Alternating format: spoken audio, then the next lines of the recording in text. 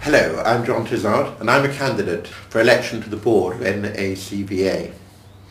I feel very privileged and honoured to have been nominated to stand for this election. I do so as a passionate supporter and believer in the third and community sectors. Indeed, I have spent most of my adult life and my professional life either working in or with the sector. I see the sector as absolutely essential to our vibrant civil society, delivering services, providing support, creating social cohesion in communities, and particularly in those communities with greatest needs across our country.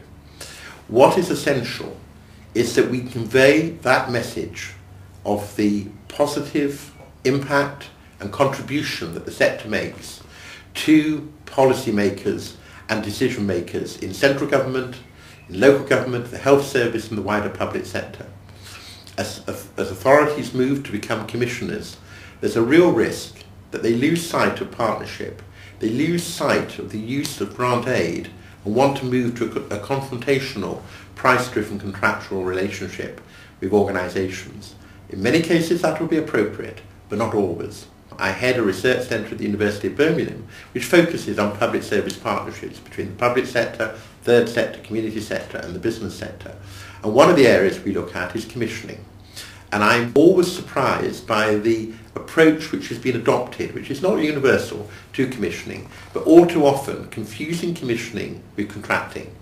And I think we have to get that message over very clear, that partnership working, building on the values and allowing community organisations to do what is most appropriate for their communities and their service users is absolutely essential.